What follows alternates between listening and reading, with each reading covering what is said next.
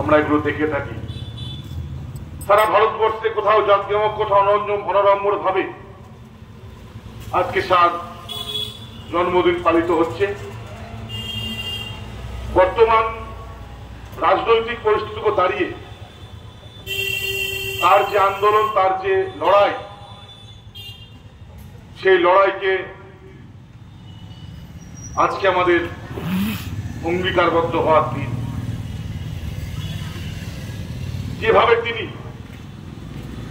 অহিংস আন্দোলনের মধ্যে দিয়ে ব্রিটিশ সাম্রাজ্যবাদের হাত থেকে ভারতবর্ষকে স্বাধীনতার পথে এগিয়ে নিয়ে গিয়েছিলেন,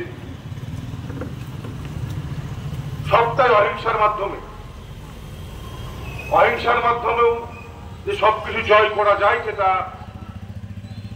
প্রমাণ করে দিয়ে গেছেন, ইতিহাস তার সাক্ষী।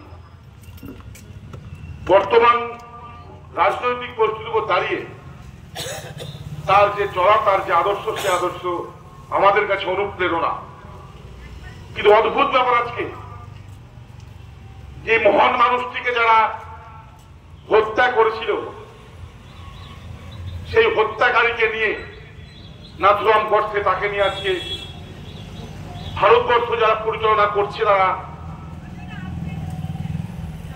সেই রাজনৈতিক দল, তারা তাকে নিয়ে মাতামাতি করছে।